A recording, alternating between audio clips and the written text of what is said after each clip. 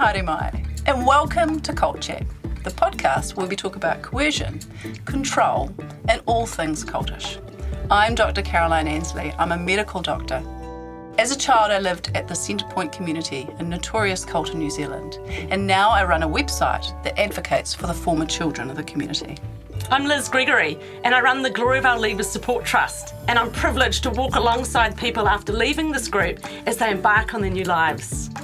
And I'm Lindy Jacob. I'm a former member of the Exclusive Brethren, and I'm part of the Olive Leaf Network, a new initiative in Aotearoa to support leavers of high-demand religious groups.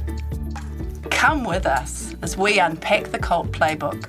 We'll be talking to experts and leavers of coercively controlling groups, and we will call for Kiwis to cult-proof their lives. Come with us as we traverse the cultiverse.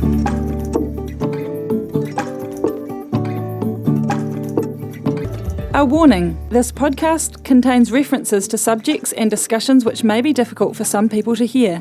Please take care of yourselves and your whānau when listening.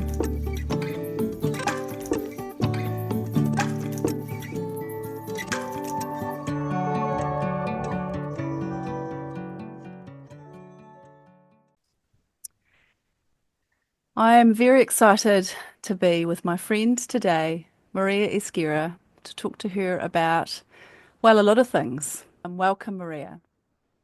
Thanks, Kaz. Thanks for having me. I've been waiting for this for a long time. I'm excited to have this conversation. Yeah, well, it's fabulous to have you. This is going to be a bit different because I'm not interviewing a person I don't know well, and I'm also not interviewing someone who I don't have common experience with.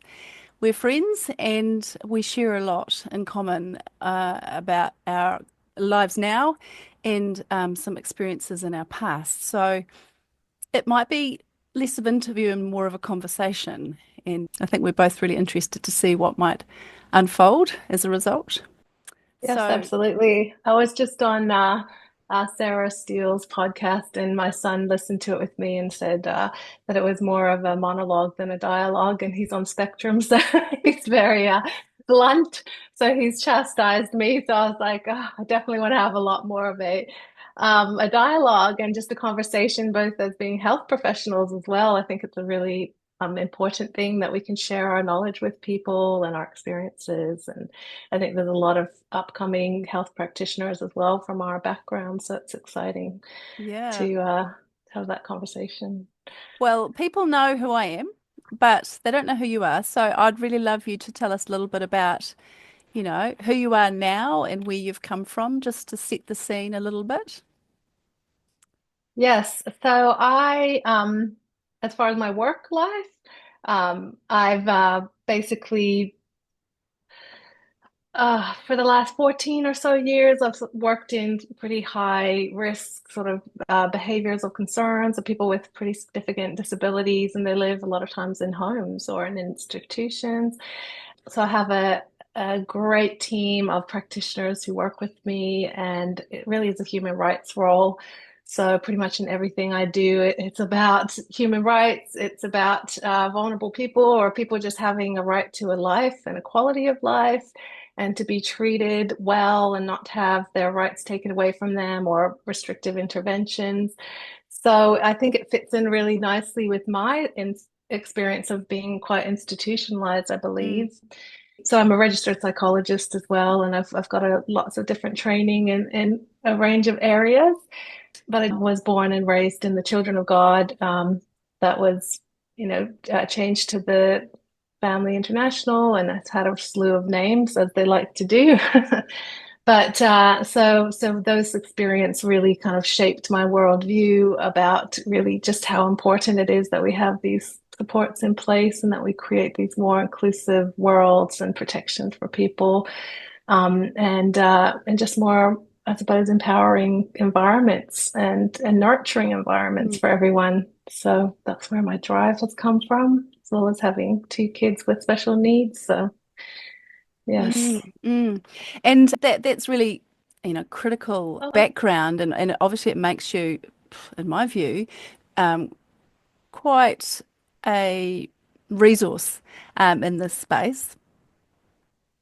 So it's wonderful to have this opportunity to talk to someone who not only has experienced cultic harm as a child, but has been able to pull it together through a psychological framework and a professional application in your professional life, that history.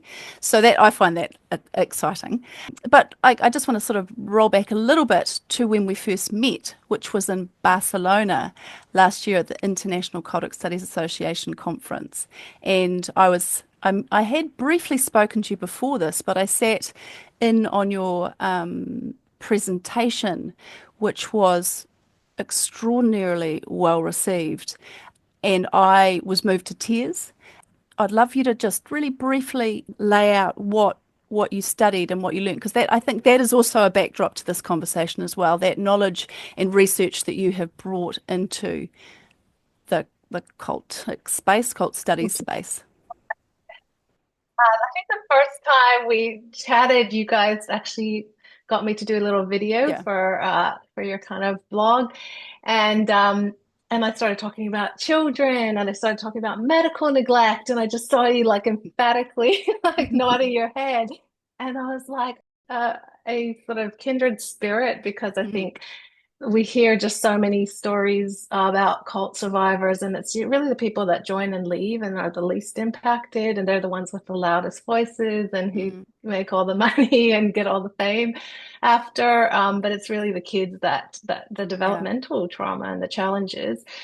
And also medical neglect. It's just something no one hardly talks about. And so when we started talking, and we just like, that was what impacted me the most in my life. I think there's definitely a lot of like emotional traumas and stuff, but there was a lot of physical ones as well, and health issues, and just lack of getting those supports and cares that we needed growing up, and just those developmental phases. So your work is so beneficial. I'll be the first person to buy your book when it comes out. But so yes, I was there with 3 other survivors, and we didn't want to just tell our stories, because we're on all these groups and there's these support groups, and we've been hearing stories for decades from our loved ones, and burying our loved ones, and we just wanted to like do something a little bit more substantial, and just say, hey, let's get all these voices of people and the actual impacts now of some of the things they experienced growing up. So about 76 people decided to participate, and they were very much enthusiastically consenting, because a lot of them don't want to come out in their life with telling people their story, but they want this to be there for themselves and their kids and their supports, and our siblings. A lot of our siblings are very sick. So we found out that we just did like a adverse childhood experiences score that, like a ginormous percentage. So it was mostly Christian fundamentalist cults, and ones that believed in corporal punishment and those sort of things, and the medical neglect and stuff. So mostly Children of God, but there was a few Jehovah's Witnesses and a few other ones, Christian funding groups. So about 81 +% had a lot of physical violence, and emotional abuse as well. And then there was a lot of neglect. There was 77.6% that had experienced sexual abuse, which is just, the numbers are so staggering. That's 1 in 3 and 4. 3 out of 4, yeah. 4. Like, it's like crazy. And that's a really high threshold. It's not just like grooming and stuff. That's using the adverse childhood experiences, which is actually about like physical contact, and it's very detailed. So can I just jump in there and compare the research on Centrepoint that was done 2010, I think, which showed 1 in 3 had experienced sexual abuse, and I have always thought that was completely underreported. 100%. Because when you grow up in an environment where you are taught that sexual abuse, assault, contact of that nature is completely culturally normal and accepted, and you're in a total sort of bubble that reinforces that every single kind of contact point around you reinforces that. You don't know, even in your 20s, 30s, and 40s, that what you lived through and experienced was abuse. It was just normal, loving adult child relationships, in your view. Mm, So so true. I believe the reporting for Centrepoint children was actually probably more like 2 out of 3, or maybe as high as the numbers you came up with, because your evidence or research is last year versus 2010 for us. So, your survivors have had a whole extra decade and a Oh, half yeah. to kind of grow up and kind of go, hey, was that okay? So true. And I think it's when we have kids sometimes that we are like, what? Mm, Like we start to think back on our childhoods and like I was 7 when that happened. I mm, was 10 when that happened. Like it's just so shocking. And you that was in your story as well, where you were going back to that, you're kind of seeing your son, needing and loving, needing your support, but then also you needing that support at that time, like you're kind of reliving. So I think a lot of these things happen after, or the understanding happens after we yeah. have those yeah, when we kind of have children and we start to realize it was so inappropriate, and so many of the things that happen were very abusive and neglectful. Before you go on, I just want to say to our listeners that about 3 or 4 weeks ago, Maria and I exchanged a memoir I have written about my life that no one really has read except for a handful of people. So this is quite an unusual interview, because normally the interviewer is learning about the other person. But in this case, Maria knows quite a lot about me right now in her head, and we haven't had a conversation about her reading of my life story. Yes, I'll be careful. But yeah, and I sent you a bunch of very personal stories as well. And I think it's important to have a really trusting person as well, because these are such deep Yeah, yeah. conversations, and to be able to share your story is just such a powerful thing. To have someone who's been through something similar understand that. So yes, Yeah. thank you. So you're going to keep going about your study. Back to, I interrupted you. Oh, it's all good. But yes, so we just found, like, the numbers are really staggering as far as like suicide ideation and mental health, physical health issues and challenges. And you can have a look online. There's some resources there. It's at the International Cultic Studies Association. I think it's behind a paywall, but on a lot of my social medias, I'll be Yeah. putting infographics and things out. I'll So I'll so add yeah, I'll add that in the show notes, a link to okay, your awesome. findings. Yeah. So yeah, it really was quite staggering and surprising to us as well, really how a lot of these things played out, and would love to do some bigger studies, because I Mm, think that's what's really missing. You can't really go to the government and say, hey, these people, they need all these supports. They're like, well, why? Like, how? Just like in the mm, indigenous communities, we've got to close the gap because there's a 10-year life discrepancy or something. And according to that research from the ACEs score, like our life expectancy, like for over 70 or 67% of us, is a 20-year reduced life expectancy mm, from, physical, mental, yeah. so many different. So I think if that's what all the evidence says about adverse childhood experiences. We are in an incredibly high risk population, and I think we just need to do a lot more research Agree. on potentially different groups, and just kind of see how risky it is, and put in the appropriate supports, of course, so we can change this trajectory. Yeah. Yeah, that's right. And your research is a good little sort of start to that. And it's really exciting that you got the evidence that you got.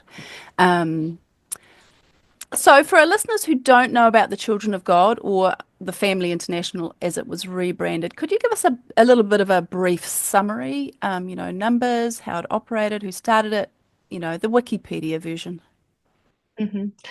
So, yes, it was founded about 68, and David Berg he was like an evangelistic preacher.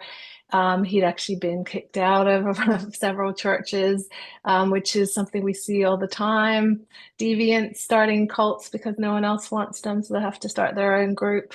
So it was in Huntington Beach. It was around that, time of big change, late 60s, early 70s. And there was probably at its peak about 15,000 members. So what they did is they had this, go into all the world and preach the gospel to every creature. That was one of the things. So it's very kind of missionary based, Christian fundamentalist with a very weird twist. So some of the statistics say about 70% were children because they had so many children. Most people I know had 8 to 10. So I think if you have as many children as you can, that's the average for a woman. So because there was no belief in contraceptions, and it was really about creating more children. So it really has been classified by, there was a big British court case and it was called an authoritarian cult, probably one of the worst in history, as a lot of people have said. And just because it had that real sexual element to it. So it was Christian, but it had this. It's really hard to sort of explain, but I think David Berg had a lot of shame in his own growing up in that purity culture. So he sort of wanted to turn it on his head. And so it was almost like this counterculture, the free sex at the same time as this authoritarian Christian fundamentalism, which is a terrifying mix because there's already so much violence and coercion, and then all of a sudden sex free was never free. It was very much coerced. It was constantly about sacrificing, giving up. And it's so similar to purity culture. Women are the sexy, seductive ones, and men can't control themselves. And if a man, does something to you, then it's your fault. And I suppose in the purity culture, it's like you're damaged and ruined, it's your fault. But in our culture, it was like you have to give them sex because how, you brought them on. There was even letters and pictures and cartoons showing women being raped and saying, well, I mean, they went too far and then he couldn't stop. And, that was the kind of belief that we were always getting. We had to be sacrificial. And so sex was not something fun or for yourself. It was a way to show your commitment. And from that, and that's why it's called a sex cult, really, because all the doctrines had some sort of weird sexual element where there was like evangelism used called flirty fishing. So mostly the adults, they would be sent out. We lived in a lot of Asian countries or third world countries all around the world, and that might be to procure funding, to get protection from officials. So all these beautiful, foreign women, and then and I know girls as well, underage girls who are trafficked, and fortunately not myself because I was only like 3, 4, or 5 years old. And a lot of Moses David, he called himself. They all love to give themselves a name.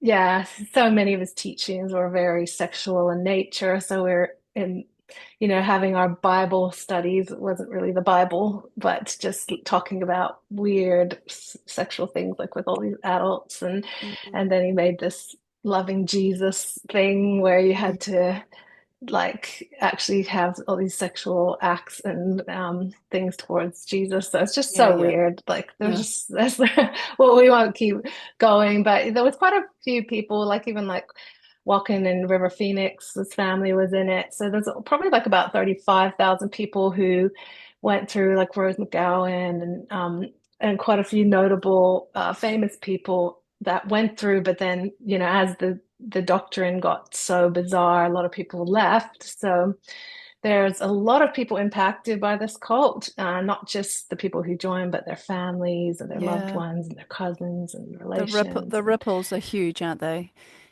Huge, yes, Huge. absolutely. And certainly I've read 3 or 4 memoirs about the children of God and listened to lots of different podcast series about them. And I think there's just something about it that, well, obviously resonates with my history at Centrepoint. I mean, Centrepoint was a psychotherapy cult, all focused around groups, therapy groups, human potential movement, personal growth and change. But at the very heart of it was the same idea of enforced, pressured, coerced promiscuity that maybe the adults bought into. I don't know how much of the adult activity was coerced from their perspective, but the kids absolutely, absolutely, is, far, far, far too young. So there's a lot of resonation for me, imagining that environment, and pretty weird too, because it is such a from an ethos perspective or doctrine perspective, so wildly different, kind of a hippie, personal growth and change, sort of free spirituality, new agey kind of context is really different from a fundamentalist Christian doctrine. But it just sort of highlights how, like, we got to control sex, don't we? We have to. Yeah. If you're going to have a proper cult, sex must be managed, and you can manage it either by shutting it down completely so no one is connecting in a healthy way sexually, or you ramp it up so it's so overdone and so managed in this excessive way that you can never find safety and connection and attachment through sexual contact. And of course, then it's Yeah. easy to prey on children, isn't it? It's pretty easy. For sure. And it does sort of set you up as well to have a really strange relationship with sex and your body and love, Mm, because it's just been so distorted, and to even have access to your own body and to think that you're allowed to say no and to feel comfortable, so I think, I listened to your podcast, or not yours, but the one that Adam Dudding I think did, the commune, oh yeah. and that when I came back from Barcelona, I had a horrible case of COVID, and so I just spent all nights listening to that. And Bert's words, it could be David Berg, because Mm, they said the exact thing about how children like sex, well, how should we stop them? It's just an arbitrary age limit. Who's yeah, coming up with these laws? Children have capacity to enjoy it. Why shouldn't, it's yeah. that kind of like messy mindset. Bert and Berg, same thing. I had sex with a 3-year-old he was talking about, and said they were enjoying it, and just like Ugh, this messed up stuff. messed up. So it really is that pedophile sort of mindset, and it's dangerous, and that's why I don't believe in religious freedoms, because that is so far away from any kind of Christian religion thing. So it's so bizarre to even sort of say, oh, we're being persecuted as Christians, when the doctrines are just the opposite. I'd say they're almost occultist, when reading his book, there was a lot of weird stuff as well. Prophecy, speaking to the dead, gypsies. He was obsessed with gypsies. So we always like to have gypsy dancing nights, no panty, gypsy, free ladies. It Mm, was so weird, like that when I hear Christian, or like religious freedoms, I'm like, but doesn't it have to resemble the religion to actually, like, anyone could come up with something. It was just the opposite. Most Christians would say that had nothing to do, all of his doctrines. He loved astrology as well. So mm. just a lot of strange things, which is quite against a lot of Christian beliefs. So Yeah, yeah. yes, There needs to be some kind of standard as what counts, like if it's harmful. like a check box. Okay, no, this is not Christian. No, this is not, was not whatever. Yeah, People reject you yeah. from, So yes. like that's a great overview and thank you. I'd love to know how your family ended up getting involved in the Children of God. Yeah, so my mom was a teenager. I think she's about 18 or something, the early 70s. She decided to hitchhike across Canada. So she actually had a bit of a hard upbringing. And she was a foster kid because her mom was quite neglectful. She was a bit of a religious nut. So she was a hoarder and would be all, the floods coming and sort of sitting in a dark room.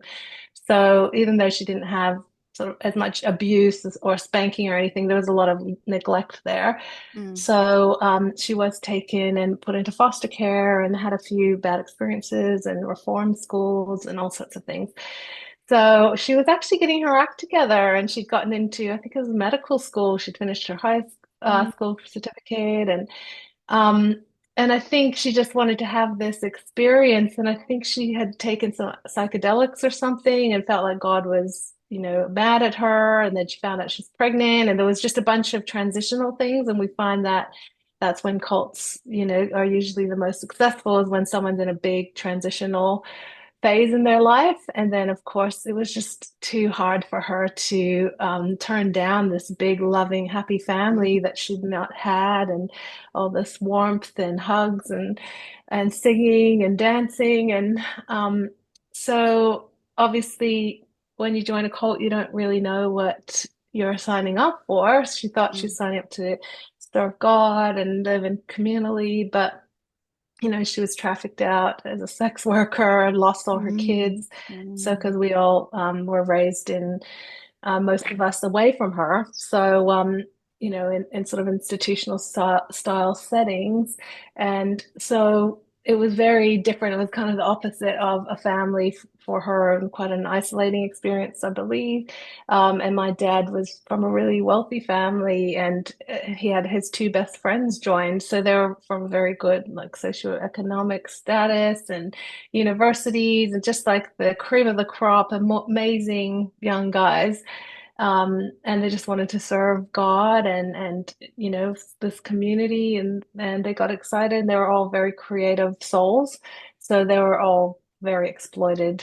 And my dad ended up dying just in his early Mm. 20s from a Yeah. treatable cancer. So very different to what they thought they were signing up for. But that's how Yeah. my family got involved. Yeah. And it just is classic. I really, I mean, your story's not classic, but what I mean is this idea that I hear rolling through my head is the stereotype of the cult recruit.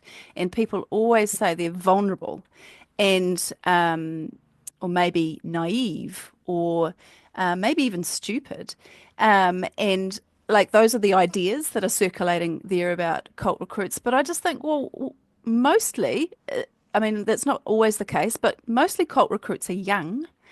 And Hmm. I know a lot of young people, and they're all vulnerable because they don't know the world. And they've been taught mostly, if they've had a good experience, to trust the world. And if they've had a bad experience, they need to have a good trusting experience. So their need to find safety is high. And who is not vulnerable to the predation of lying, manipulating criminals, essentially? I Yeah. mean, who's not Love prey? bombing, Yeah, like I mean, that's the who's not? thing.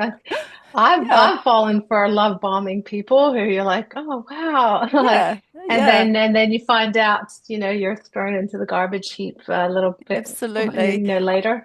Yeah, But yes. you made a comment that I've quoted to a few people actually. I know you said that you like to quote me, but I'm quoting you too. Um, on a talk you did a couple of weeks ago where you said you shared a clip of what did you ask the audience if they thought that they were vulnerable to being recruited into a cult, and then you said there's only two people that evidence has shown are not vulnerable to being recruited into a cult, and you said psychopaths, and what was the other one? People who are like in active psychosis. So yeah, so you can't Yeah, kind of get their attention. yeah, And then of course the psychopaths don't have the empathy. It's not that they didn't join. There are definitely a lot of psychopaths that joined the cult, but I don't think they were manipulated as such, that they actually really got off on the power yeah, and the exactly. control and the lack of boundaries and the lack of law, and they Yeah, could do whatever they want, and they're pedophiles. So there was very harmful people in the group. But those were the ones that sort of rose to the top and got all the exactly. power.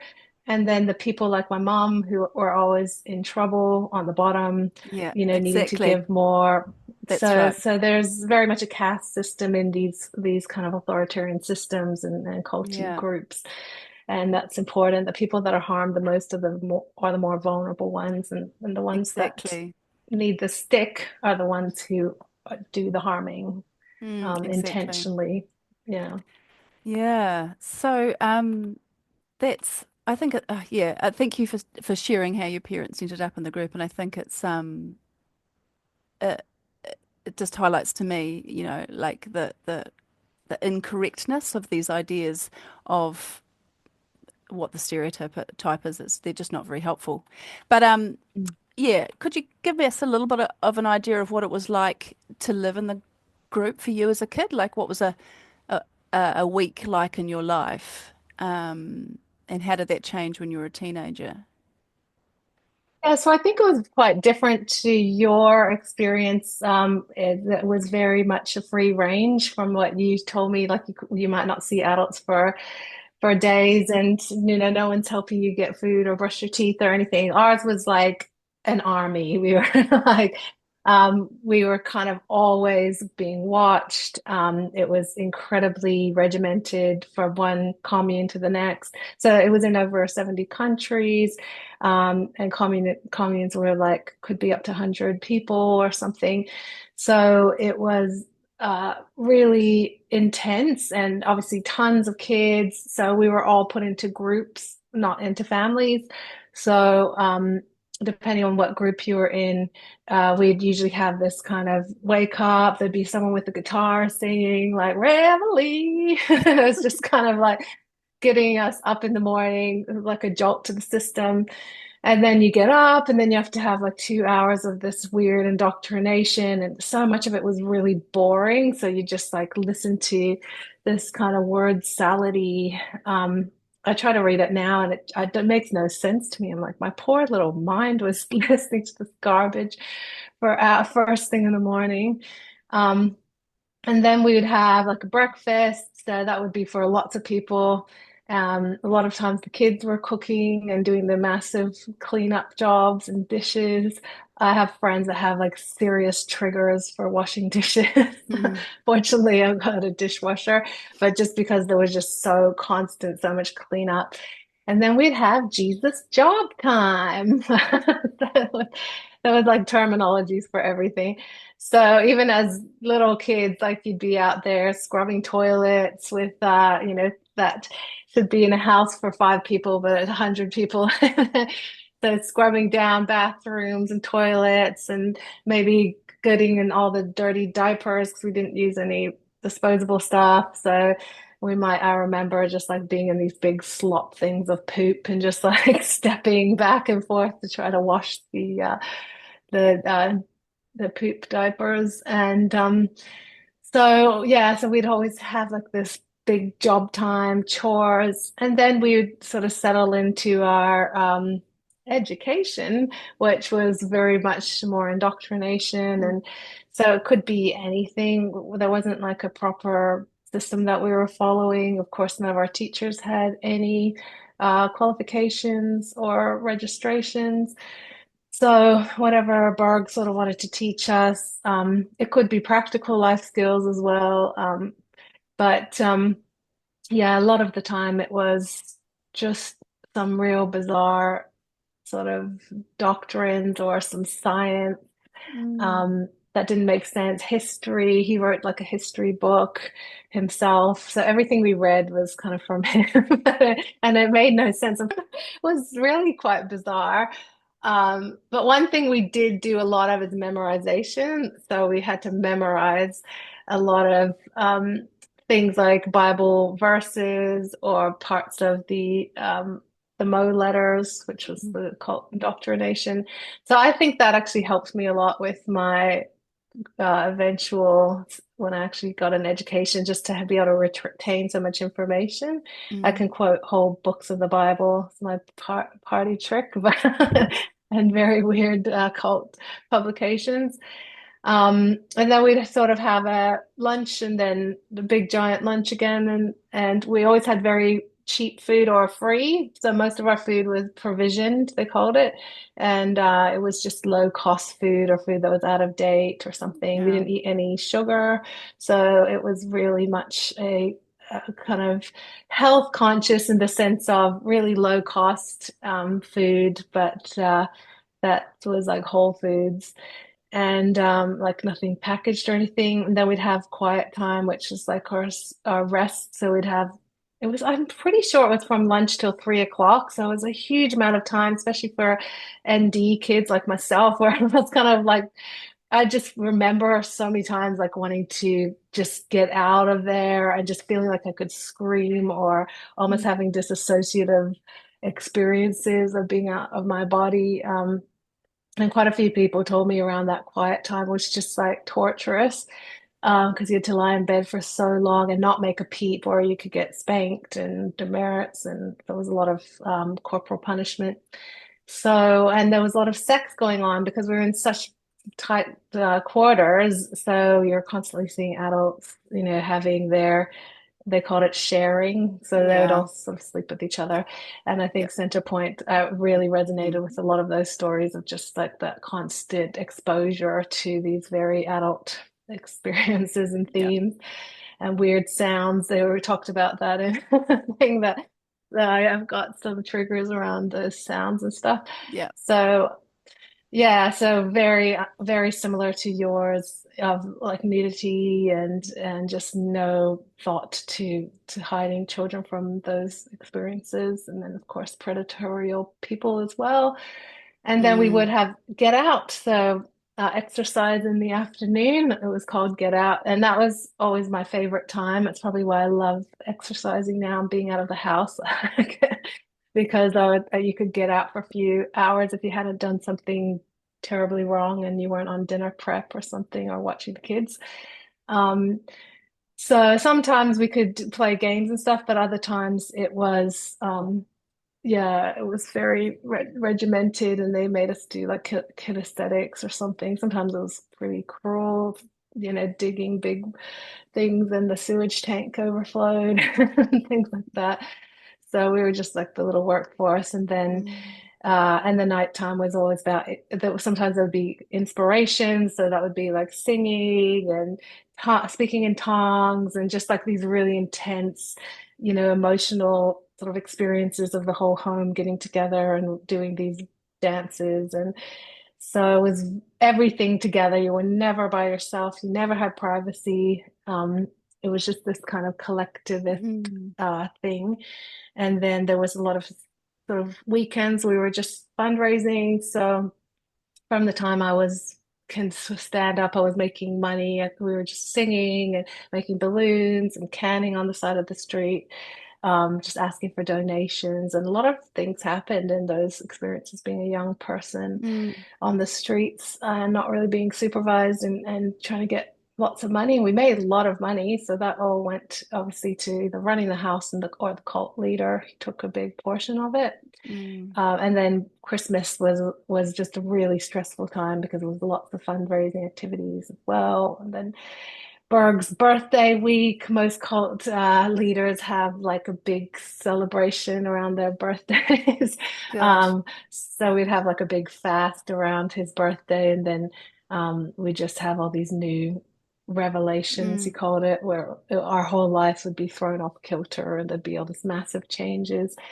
So it's just this constant moving, no stability, but really regimented depending on what group. I never stayed anywhere longer than a few months, I think, at a time. But Wow. yeah, Berg was just an alcoholic. So most of the stuff that came out was just like the ramblings of a madman. And it's like, okay, now 10,000 people need to do this thing because, he's the oracle of God and everything he says goes like to the most bizarre things. So he was just constantly in complete control of our lives. Yeah, so that sounds quite an unusual upbringing with a great deal of being watched, almost no time for who you are, your exploration of your own identity, creativity, answering the questions that you're developing as a child and a young person, very little time for connection with your parents or your siblings, use being exploited as a labour force, not being protected, being treated like an adult, completely developmentally inappropriately. And it sounds pretty insular. Like, were you actually sort of seeing much of the outside world, or really this was your absolute world? It was our absolute world. So anytime we go out into the system, we call it. So Berg was a smart guy. He actually did communism at university. He knew what he was doing. It Mm, wasn't just like a mistake. Everything, like I work in behavioral psychology now, and there's a lot of that backing of the applied behavioral analysis. And pretty much everything we did, there was a song with a trigger, with a behavior.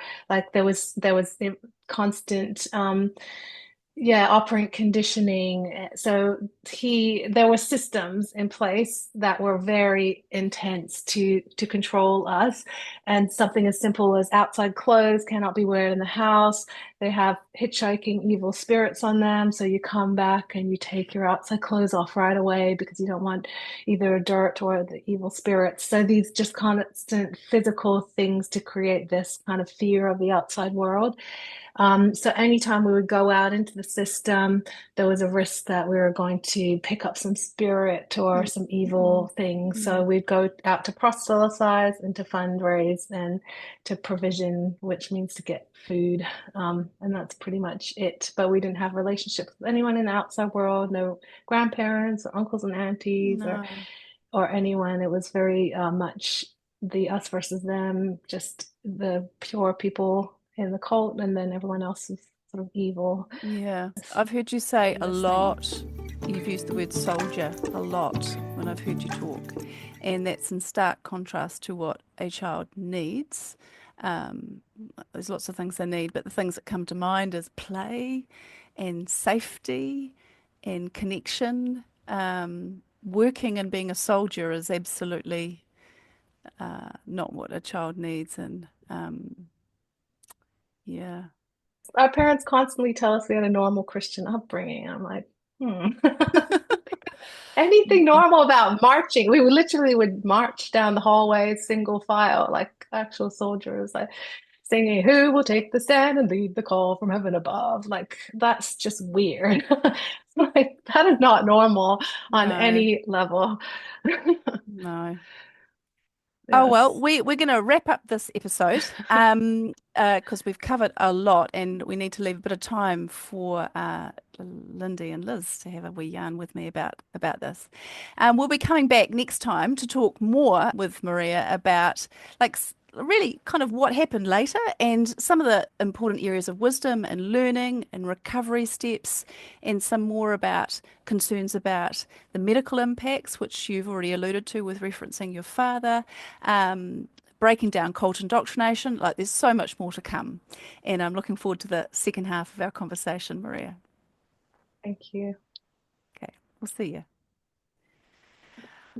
Oh, wow. It was such a great conversation that we had with Maria, and I'm glad to be with you both here to talk a little bit about what your thoughts were on that. What did you think about it, Liz? I really enjoyed listening to Maria. She just has such a gentle way about her. She just tells her story just so kind of matter of factly, but softly and gently. I don't know, without anger or frustration. It's really interesting just to watch how she's processed, yeah, her story. Yeah, I think she brings incredible wisdom into this space. It never ceases to amaze me when I speak to her how many gems she comes up with. So I found it a remarkable conversation, and particularly just sort of, I think it's always helpful. Linda, you often talk about the Wikipedia version of a group to go into what it's like to be in that group. So we did, I thought it was fairly interesting to sort of break down what it was like to be a kid in the Children of God. Definitely. I mean, it is one of the most extreme and out there and crazy group, but Yeah. it's not something we commonly hear about today. And yet there are thousands of people walking around the planet who have been profoundly negatively harmed by this group. And Maria's an example of them. It's not like it happened just decades ago. It's still got a very real world impact. And even though she's, a successful business owner and psychologist in her own right, quite aside from the culty sphere, as she shares, there's so much to her story that she's had to come through. Yeah, well, it's such a testament to her ability to make sense of what she went through and come out the other end. I quite enjoyed hearing about how her parents came to be in the group. Like I think I did talk about it in the conversation, just the fact that her mum was a young woman who'd been through a lot of trauma and neglect and hadn't had her needs met as they should have been. And, like such a fantastic recruit, really, for a group that's wanting to, pick up a young person who hasn't found their place in the world and derail them, really. And then her father, intelligent, his whole future before him, a member of, I think, a fairly wealthy family or a comfortable family, again, the opposite of that, not, it takes anyone, really. Anyone can be a potential recruit. And the idealism of her father and the talent she was talking about of her father as well, and how that was, She actually used the words, they were at a transitional phase in their lives and they were ripe for the picking. I think we need to remember that there are concerns around people who are in transitional phases of their lives, and quite a lot of people at that time in later teenage years actually ripe for the picking, which is one of the reasons we have Cult Chat, isn't it? To help people cult-proof their lives and know what they're looking out for. She made some profound statements, one being that the most harmed people in these groups, end up being the most vulnerable, whereas those at the top who wield the stick, they're doing that intentionally. They're intentionally harming people. So it's got this insidious nature about it. And something else that really jumped out at me, and I'm still shaking my head over it, and you can help me, Kaz, was just that she talked about adverse childhood experiences scores. She did that research, or the ACE scores, and she said that many people over a particular score, there's a loss of about 20 years life expectancy. And I found that so fascinating. I've been contemplating that with people in Gloriavale, and we've always wondered whether they'll actually have a long life because they've worked extremely hard. They haven't had their medical needs met, or their health needs met, or their sleep needs met, their emotional needs, there's mental health distress. And they live under immense stress and fear. And that has to take time off your life. Yeah, well, the adverse childhood experience studies, there's quite a few of them, and I'm going from memory here, so maybe don't quote me, were done, I think, in the 80s, and they showed an association between a lot of adult outcomes like heart disease and stroke and cancer and inflammatory disease and things like that, and childhood experiences in childhood. Adults looking back, and it was a score of 10, and the more that you had of these 10 things, the more of these negative physical outcomes you were likely to have. And I think they're quite commonly done in America as sort of general screening, what's your ACE score, in order to predict where the health interventions might need to do. But it's not something that's commonly used here in New Zealand as part of health screening. But one of them was that those people who had 6 or more had a 20-year life loss. And that is, for a reason, not just, you drop dead 10 years earlier. It's because you're more likely to get one of these other conditions that shortens your life for other reasons. So, and I think it's heavily related to early childhood exposure to prolonged toxic stress and what that does biologically to you, as well as, things like not getting the treatment you need for a health condition, I find that tragic. And, she spoke of the loss of her father for a preventable illness. And that's the rubber hits the road when you actually realise that cults harm people. That's where it gets real at that point. Another thing that she said that, yeah, my eyes just boggled over, of course, no surprises here. She said that he did communism at university, so their leader of their group, Berg. So he knew what he was doing. He put a system in place to control people. And people from Gloriavale say that Hopeful Christian had books sitting on the back of his bookshelves. And, interesting, these guys actually studied their psychology and knew what they were doing and pulled out all the levers to deliberately control people. That's terrifying. Yeah. Yeah. Yeah, I noted the same thing actually. I just how she described she said it was all operant conditioning, that this relationship, and what she meant there was trying to remember, a Skinner, I think, was the psychologist who did these tests to describe how when we do we have a certain trigger, we then respond to that trigger, and then there's a consequence for it for us, and we connect these things over time, and our behavior starts to change. So we either get a reward, which the reward could be a thing we get back, like a biscuit, or we get the reward of the thing we don't like getting taken away, or we get punished. So we get a thing that is horrible given to us, or we get a horrible thing taken away. So that's and the association happens over time, and so now we start to, it's a bit like that. We've all heard of Pavlov's dogs, where the bell rings, they get the food, and then they salivate every time the bell rings. So it's this whole kind of psychological training of someone to start to do the thing that you want them to do, either through giving them a reward or giving them a punishment. And so she was just talking about how it was all very deliberate and all very planned and strategic, and it didn't just happen accidentally. No. And that was that's what she learned when she went to university. You're sitting here in her psychology classes and going, oh, but it didn't just sort of fall together. It was all perfectly planned, I know. Incredible.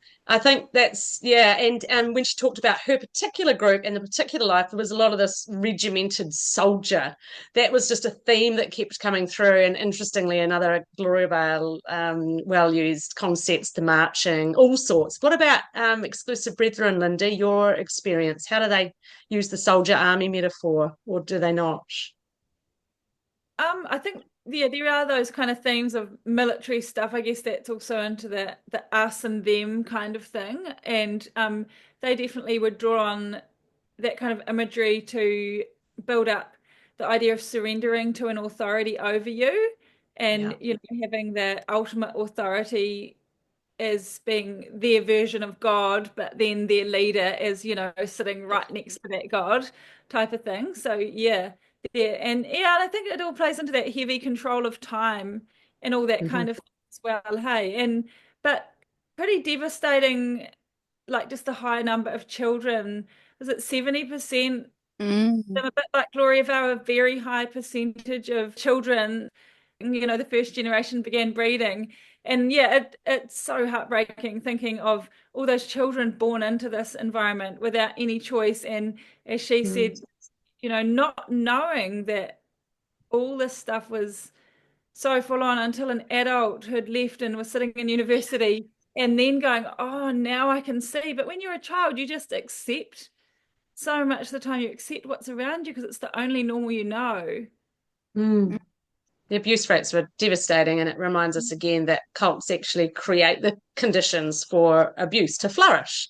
Like, we should not be surprised. And Kaz, you just reflected on the fact that some work had been done at Centrepoint, and the results were low, and you felt like they were possibly, too low, really, for what you now know. For what I saw and lived through. And knowing that, and the number of people who've actually sort of had conversations with me about their experiences at Centrepoint, and this sort of strangely uncertain kind of almost working it out as we had the conversation of what had happened to them. And they'd say the words out loud about a particular experience, and they'd be like, maybe that wasn't normal. this kind of almost not really being able to ground their own experiences and connect that to their instincts about, like cults quite like to destroy your sense of trust in your own reality, Yes. Yep. That's exactly what I'm talking about. It's like these people, these survivors who are children that who are peers of mine, not able to grasp the truth of their own reality. And that's kids are very easy to mislead away from their own trust in themselves. That's something about Maria's story, and listening into the episode that's coming up.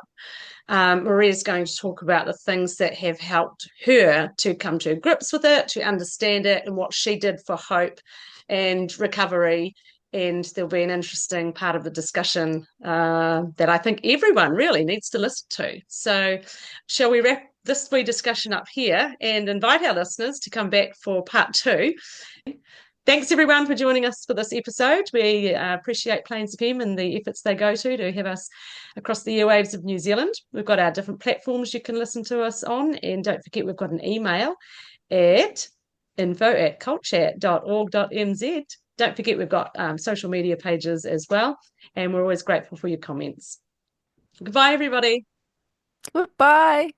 Aki te ano. If anything in today's episode was difficult or upsetting for you and you would like to talk to somebody, we encourage our New Zealand listeners to free call or text 1737 for support from a trained counsellor. Or you might like to visit the resources section of the Olive Leaf Network website, where you can find a range of organisations and resources that might be able to support you. We would also like to remind you that the views and thoughts and opinions that have been expressed in this program are the speakers alone, and Cult Chat does not necessarily endorse or share them.